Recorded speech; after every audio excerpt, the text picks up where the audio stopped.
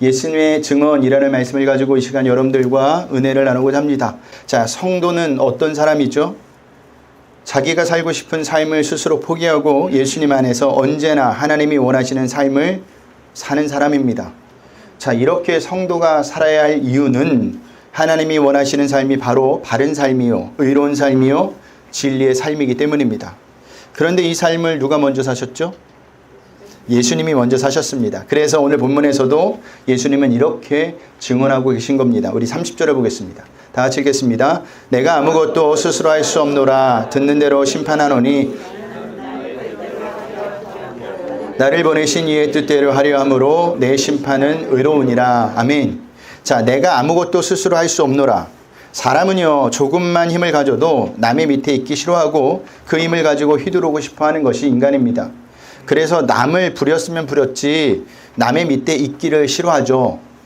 그런데 예수님은 그러지 않으셨어요. 모든 권세를 가지셨지만 자신의 힘을 절제하셨습니다. 그리고 하나님의 뜻에 100% 자신을 복종시키셨고 하나님의 뜻이 아니면 어떠한 일도 하지 않으셨어요. 그래서 예수님은요, 십자가의 죽음을 목전에 두고서도 겟세마네 동산에서 하나님께 이렇게 기도한 겁니다. 나의 원대로 마옵시고 아버지의 원대로 하옵소서. 이 기도는요, 예수님께서 평소에 얼마나 하나님의 뜻으로 살아오셨는지를 보여주는 대목입니다. 무슨 말이냐면 평소에 하나님의 뜻대로 살아가는 자만이 어떤 상황에서도 하나님의 뜻대로 살아갈 수 있다는 의미입니다. 자, 이것을 알 수 있는 것은요, 30절에 나오는 듣는 대로라는 단어입니다.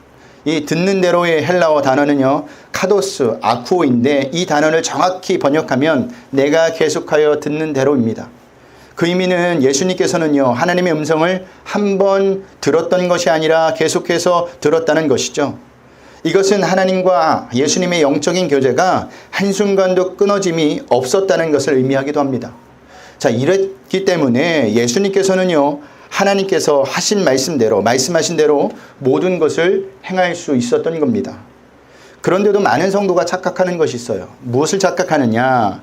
하나님과의 영적인 교제 없이도 하나님의 일만 열심히 하면 하나님이 기뻐하실 것이라 하는데 아니에요. 하나님의 뜻을 모르고 하는 열심은 오히려 하나님의 일을 방해한다는 사실을 아셔야 합니다. 자, 성경에 그 대표적인 인물이 나오죠. 누굴까요? 바울입니다.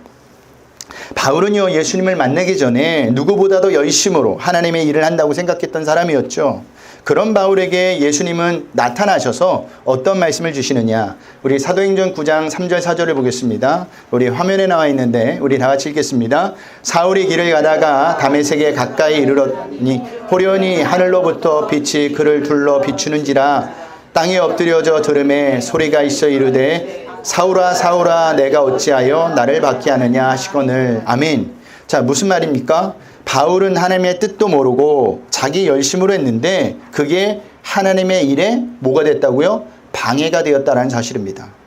그러므로 하나님의 일을 하는 사람은요, 먼저 하나님의 뜻을 아는 것이 무엇보다 중요해요. 하나님의 마음이 어디 있는지, 하나님이 지금 어디서 일하고 계시는지를 알아야 합니다. 그래서 어떤 교회는요, 사역은 없고요, 모여서 성경만 읽는다고 해요. 모여서 성경만 읽는 이유는 하나님의 뜻을 모르고 사역하면 오히려 하나님의 일을 방해만 하게 되기 때문입니다. 자, 보세요. 예수님께서도 공생애를 시작하시기 전에 가장 먼저 무엇을 하셨습니까? 40일 동안 금식 기도를 하셨습니다. 금식 기도를 하셨던 이유는 세상의 힘과 능력으로 하나님의 일을 하지 않고 오로지 하나님의 뜻이 무엇인지 하나님께서 주시는 힘과 능력으로 공생애를 시작하시겠다는 의미였어요. 이런 예수님의 모습은 공생의 기간 동안 날마다 새벽에 기도하시는 모습에서도 찾아볼 수가 있죠. 여러분, 하나님의 일을 하는 사람은요, 철저하게 하나님의 뜻을 먼저 분별하셔야 합니다. 그리고 하나님의 마음이 있는 곳에, 뜻이 있는 곳에 그곳에다 힘을 쓰셔야 돼요. 그래야 진짜 하나님의 일을 하는 겁니다. 내 기분대로, 내 열심대로 하는 것이 하나님의 일을 하는 것이 아니라 하나님의 뜻이 있는 곳에, 하나님의 마음이 있는 곳에 내가 힘을 쏟는 것이 진짜 하나님의 일을 한다는 거예요. 그런 의미에서 성도에게 중요한 것은요, 부지런함보다 무엇이 우선일까요? 하나님의 뜻을 아는 것이 우선이라는 사실입니다. 자, 예수님이 증언한 것이 또 무엇이냐? 우리 본문 31절, 32절을 보겠습니다. 우리 다 같이 읽겠습니다. 내가 만일 나를 위하여 증언하면 내 증언은 참되지 아니하되 나를 위하여 증언하신 이가 따로 있으니 나를 위하여 증언하시는 그 증언이 참인 줄 아노라. 아멘. 유대인의 재판에서 증인을 세우려면 2명 이상의 증인을 세워야 합니다. 그래야 증인들이 하는 증언이 효력이 있어요. 이것은 신명기에 나타난 말씀인데 신명기 19장 15절을 보겠습니다. 우리 다 같이 읽겠습니다. 사람의 모든 악에 관하여 또한 모든 죄에 관하여는 한 증인으로만 정할 것이 아니요 두 증인의 입으로나 또는 세 증인의 입으로 그 사건을 확정할 것이며. 아멘. 자, 한 명으로 하지 말고 2명 이상으로 하라고 이야기하고 있죠. 그런데 당사자는 증인이 될 수 있을까요? 없을까요? 없어요. 왜냐하면 당사자가 증인이 되는 순간 그것은 객관적이지 않기 때문입니다. 이것을 알고 계셨기 때문에 예수님께서는요, 오늘 본문에서 내가 나를 위해 증언하면 그 증언은 참되지 않다고 말씀하고 계신 겁니다. 그러면서 당신을 증언하시는 이가 따로 있다고 말씀하시죠. 그렇다면 예수님께서 말씀하시는 증언자가 누굴까? 한 사람이 아니에요. 몇 사람이 나오는데 볼까요? 먼저 세례 요한입니다. 33절을 보겠습니다. 다 같이 읽겠습니다. 너희가 요한에게 사람을 보내매 요한이 진리에 대하여 증언하느니라. 아멘. 여기 진리에 대하여 증언하였느니라 라는 말은 세례 요한이 진리이신 예수님에 대해서 증언하였다는 말입니다. 자, 그래서 세례 요한이 예수님을 보고 처음 어떤 선포를 했죠? 보라, 세상 죄를 지고 가는 하나님의 어린 양이로다 라고 선포한 겁니다. 특히 예수님께서 말씀하신 보냄에 증언하셨느니라 라는 단어는요, 완료형으로 쓰여 있습니다. 그러니까 예수님의 말씀은 세례 요한이 증거한 영향력이 현재까지 미치고 있다라는 거예요. 비록 세례 요한은 죽었지만 너희가 아직 그의 말을 잊지 않고 기억하고 있지 않느냐라고 반문을 하고 있는 겁니다. 하지만 예수님은요, 34절에서 요한의 증언이 소중하긴 하지만 곧 그것이 예수님이 메시아라는 것을 입증하는 것이 아니라고 또한 말씀하십니다. 우리 34절 보겠습니다. 다 같이 읽겠습니다. 그러나 나는 사람에게서 증언을 취하지 아니하노라. 다만 이 말을 하는 것은 너희로 구원을 받게 하려 함이니라. 아멘.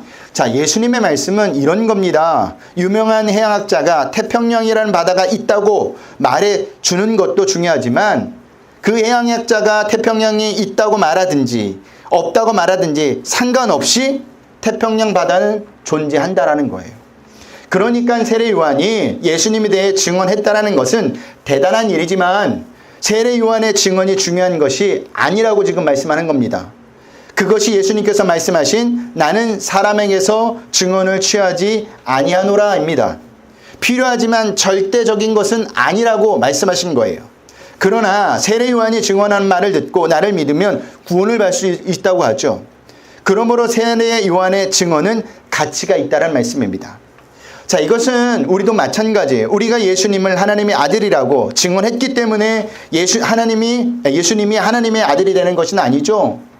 우리가 하나님의 아들이라고 증언하지 않아도 예수님은 하나님의 아들이세요. 이거는 변하지 않는 진리입니다. 그런데도 우리가 예수님이 하나님의 아들이라는 것을 증언해야 하는 이유가 있습니다. 그 이유는 사람들로 하여금 구원을 받게 하기 위함이에요. 왜냐하면 인간은요, 구원을 스스로 받을 수 없기 때문입니다. 자, 그러면 저와 여러분은 어떻게 해야 할까요? 죄로 인해 죽을 수밖에 없는 자들이 구원을 받을 수 있도록 예수님을 전하셔야 합니다. 때를 얻든지 못 얻든지 누가 듣든지 안 듣든지 상관없이 예수님을 전하셔야 돼요. 그렇게 예수님을 전하다 보면 누군가가 듣고 구원을 받게 되는 거예요. 여러분들이 다 전한다고 해서 구원을 받는 게 아니라 거기서 구원받을 사람이 구원을 받는다는 겁니다. 왜냐하면 우리 또한 그렇게 구원을 받은 존재들이기 때문이에요. 여러분들이 예수를 믿게 된 것이 누군가의 한 번의 전도가 돼서 왔을까요? 천만의 말씀입니다. 수많은 사람들이 우리를 오고 가고 지나치면서 예수님에 대해서 증거했어요. 근데 우리는 그것을 흘려버릴 때가 많았죠. 그러다가 어느 순간 끌려 나온 겁니다. 나오게 된 거예요. 그러니까 우리가 때를 얻든지 못 얻든지 전해야 되는 이유가 여기 있는 겁니다. 언젠간 우리의 말을 듣고 믿는 사람들이 생긴다라는 겁니다. 구원받는 사람들이 생긴다라는 겁니다. 그래서 예수님을 전하시라는 겁니다. 예수님은 세례 요한을 또 어떻게 소개하느냐? 우리 35절을 보겠습니다. 우리 다 같이 읽겠습니다. 요한은 커서 비추이는 등불이라 너희가 한때 그 빛에 즐거이 있기를 원하거니와. 아멘. 예수님은 세례 요한을 그 시대의 영적 어둠을 밝히는 등불과 같은 존재로 소개합니다. 그래서 당시 부패하고 형식적인 종교에 실망했던 사람들은요, 세례 요한의 메시지에 열광했고 한때 그 빛에 기대어 있었어요. 그런데 세례 요한의 빛은 예수님의 말씀처럼 한때였어요. 그 이유는 세례 요한의 사명이 예수님이 오시기 전까지였기 때문입니다. 딱 거기까지였어요. 이것을 한 세례 요한은 철저하게 자신을 어떻게 소개하고 있죠? 주의 길을 곱게 하라고 광야에 외치는 소리라고 합니다. 나는 그의 신발끈을 풀기도 감당하지 못한 자라고 하고, 심지어는 그는 흥하여야 되겠고 나는 세어야 하리라고 합니다. 없어지는 존재로 소개하고 있어요. 무슨 말이냐? 오롯이 예수님만 드러내는 존재가 되었다는 사실입니다. 마찬가지예요. 우리도 우리의 모습을 통해 드러나야 되는 것은요, 내가 아니라 누가 드러나야 될까요? 예수님이 드러나셔야 돼요. 왜냐하면 우리 또한 예수님을 증언하는 자로 부름을 받았기 때문입니다. 그렇기 때문에 자꾸만 내가 드러나려고 한다면 어떻게 하라고요? 숨으셔야 돼요. 그렇지 않으면요, 예수님도 증거되지 않을 뿐더러 사단의 도구가 되어 하나님의 영광을 가리는 자가 된다는 사실입니다. 우리는 이것을 늘 잊지 마셔야 돼요. 자, 그 다음 증언자는 누구냐? 예수님 자신입니다. 우리 36절을 보겠습니다. 다 같이 읽겠습니다. 내게는 요한의 증거보다 더 큰 증거가 있으니 아버지께서 내게 주사 이루게 하시는 역사, 곧 내가 하는 그 역사가 아버지께서 나를 보내신 것을 나를 위하여 증언하는 것이요. 아멘. 자, 이 말씀은 예수님께서 하신 모든 말씀과 사역들이 메시아라는 것을 증언하는 도구였다는 것입니다. 자, 특히 안식일에 예수님이 38년 된 병자를 말씀으로 고치신 사건은 사람의 힘으로 할 수 없는 것이었죠. 그것은 하나님이 원하신 일이었고 하나님이 주신 능력으로 하신 일이었습니다. 그런데 유대인들은 그 사실을 정말 몰랐을까요? 알았습니다. 모르지 않았을 거예요. 그런데도 유대인들이 그 사실을 애써 외면을 하죠. 외면한 이유는 그 사실을 인정하는 순간 자신들이 해왔던 모든 것이 아무것도 아닌 것이 되어버리기 때문이에요. 그래서 그들은요, 자신들이 해왔던 모든 것을 아무것도 아닌 것으로 만들어 버리느니 예수님 한 사람만 없애버리는 것이 더 낫다고 생각을 한 겁니다. 그래서 유대인들이 나중에 어떻게 합니까? 예수님께서 하신 일들을 어떻게 이야기하느냐? 귀신의 왕 바알세불의 힘을 빌려서 한 일이라고 해버립니다.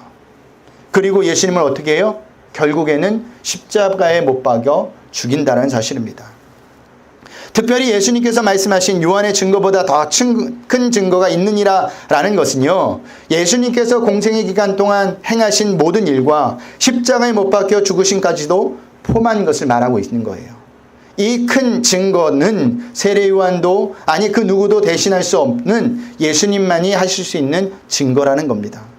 그리고 여기서 나오는 역사라는 헬라어 단어 에르고는요, 일, 행사, 사업을 의미하는 단어인데, 이루시게 하는 역사란 예수님이 구원의 사역, 구원자로서의 삶의 자체를 의미하는 겁니다. 그래서 예수님께서 요한의 증거보다 더 큰 증거가 있다고 한 거예요. 예수님만이 하실 수 있는 일이라는 것을 지금 스스로 밝히고 있는 겁니다. 자, 그 다음 증언자는 누굴까요? 하나님이세요. 우리 37절, 38절을 보겠습니다.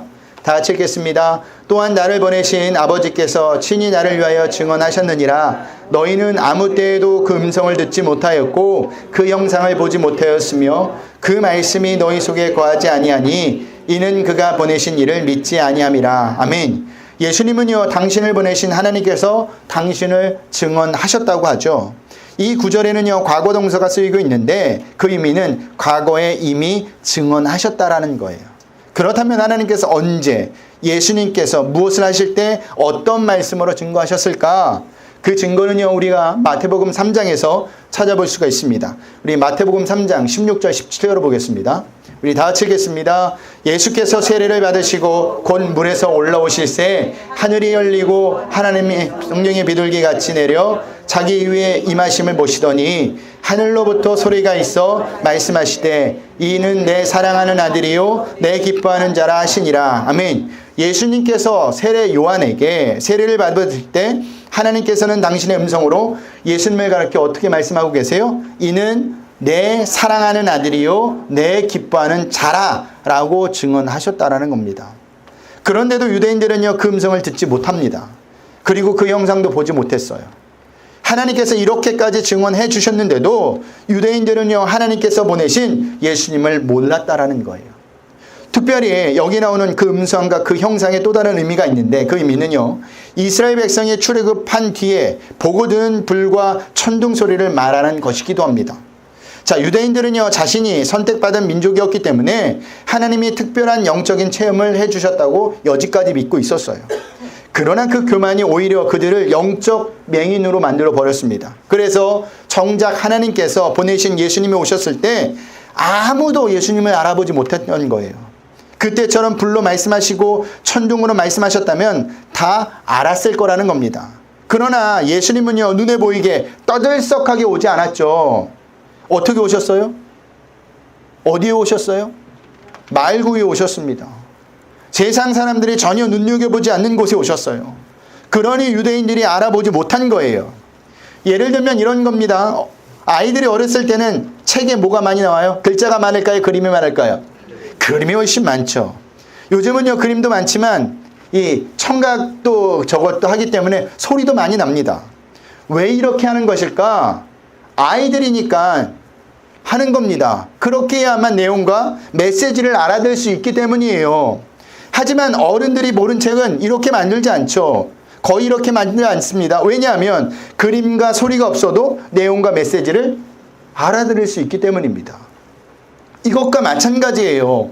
구약시대 때 영적으로 어린 이스라엘 백성에게 하나님은요, 시내산에 불로 말씀하시고 천둥으로 말씀하셨지만 2000년이 지나면서 성장한 그들에게 그림책으로 말씀하시겠습니까? 그렇게 말씀하지 않는다라는 겁니다. 어느 정도 성숙한 여러분들에게 하나님이 말씀하시면서 그림 성경을 보여주고 주일학교 제자들처럼 선물 하나씩 줘야만 교회 나옵니까? 선물 받으려고 교회 나오셨습니까? 오늘은 선물 안 주는데? 그렇지 않죠. 그런데도 유대인들은요, 하나님께서 모든 율법의 메시지인 예수님을 보내주셨는데도 못 알아본 겁니다. 그렇다면 여지껏 무엇을 본 거예요? 그들이? 하나님께서 주신 모든 말씀을 자기 식대로 봤다라는 거예요.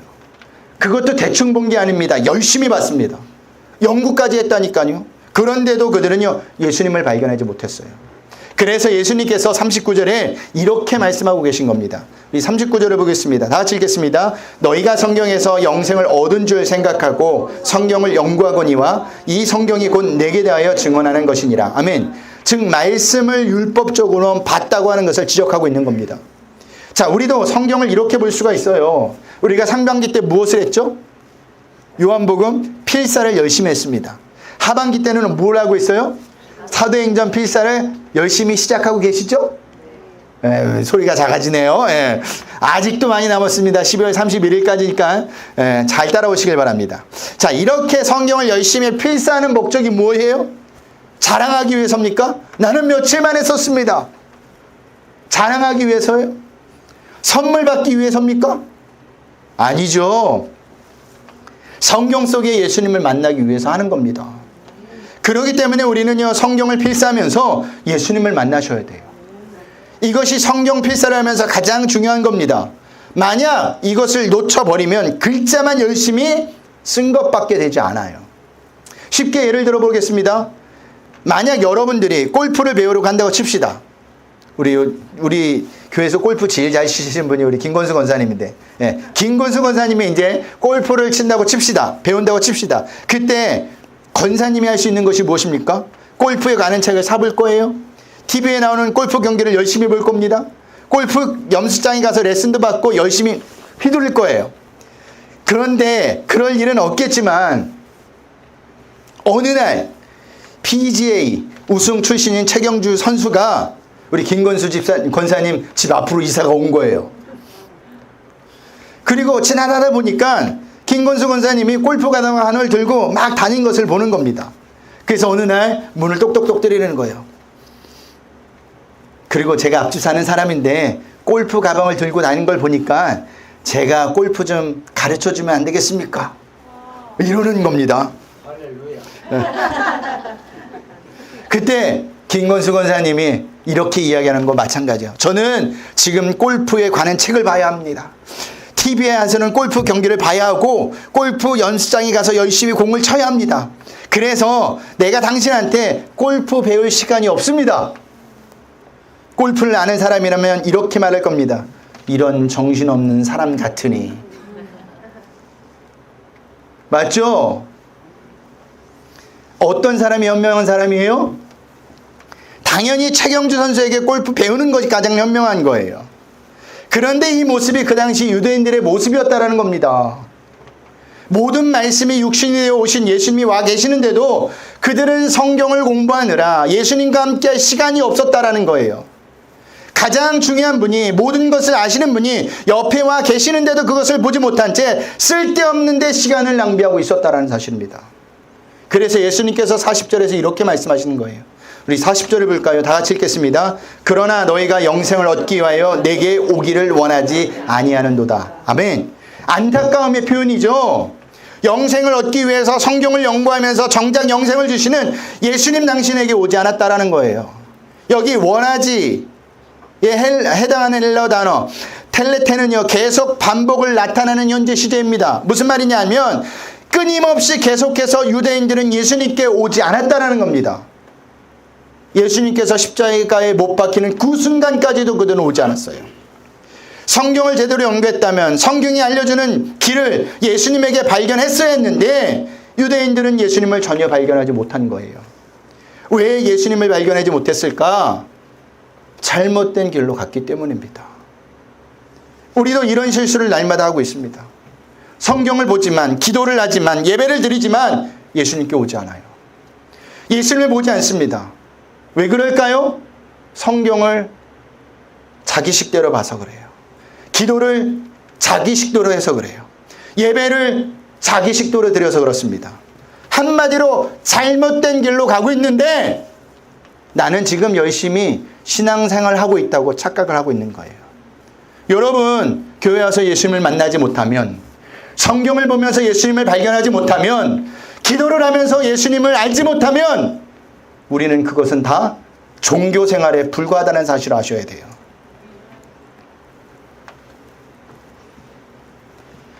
가장 중요한 것은 예수님을 발견하는 겁니다. 예수님을 만나야 하는 거예요.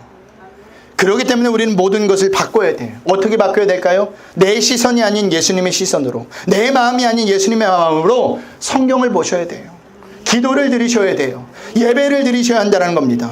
예수님을 만나기 위해서 성경을 봐야 하고, 예수님을 만나기 위해서 기도를 해야 하며, 예수님을 만나기 위해서 예배를 드려야 한다는 겁니다. 그럴 때 우리는 예수님을 만나게 되고 예수님께로 나올 수 있게 되는 겁니다. 우리에게 중요한 건 뭐예요? 오직 예수예요. 다른 것 없습니다, 여러분.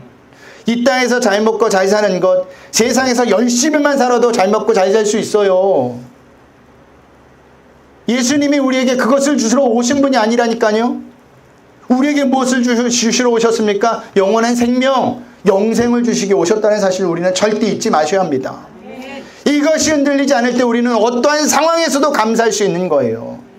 기쁜 일이 있어도 감사, 나쁜 일이 있어도 감사, 내 계획대로 된 것도 감사, 되지 않은 것도 감사. 나를 구원하신 그 예수님이 있는데, 생명을 주신 그 예수님이, 그 하나님이 나를 절대로 나쁜 길로 인도하시겠습니까? 우리가 볼 때만 나쁜 길이죠. 근데 길게 보면요, 그것도 좋은 길이에요. 여기 다 인생을 다 오래 살아보시지 않았습니까? 그런 생각들 하시죠? 내 마음대로 내 뜻대로 살아봤으면 인생 잘 풀렸을 것 같다. 천만의 말씀입니다. 안 풀린 게 하나님의 은혜예요. 그래서 여러분이 이 자리에 있는 거라니까요. 그게 예수님을 만난 자들의 고백이라는 사실입니다. 말씀을 마치겠습니다. 예수님의 증언의 결론이 무엇이냐? 당신은 하나님의 아들이라는 겁니다. 그러니 예수님 당신을 믿으라는 거예요. 왜 이것을 공생애 동안 반복적으로 말씀하시는 거냐? 당신의 백성을 구원하시려고 예수님께서 말씀하시는 겁니다. 그렇다면 우리는 성경을 보면서, 기도를 하면서, 예배를 드리면서 예수님이 어떤 분이시라는 것을 더 확실히 알아가셔야 합니다. 예수님은 하나님의 아들이라는 것을, 죄로 인해 죽을 수밖에 없는 우리를 위해 이 땅에 오셨다는 것을, 그리고 예수님만이 믿어야 구원을 받을 수 있다는 것을 우리는 성경을 통해, 말씀을 통해, 기도를 통해, 예배를 통해, 모든 것을 통해 아셔야 합니다. 그럴 때 우리는 흔들리지 않는 신앙을 갖고 이 땅에서 살아갑니다. 이것을 꼭 기억하셔서 예수님을 날마다 만나시고 우리를 구원하신 예수님께 날마다 나와 주님이 주시는 그 힘으로 살아갈 수 있는 한 주가 되시길 주님의 이름으로 부탁드리겠습니다.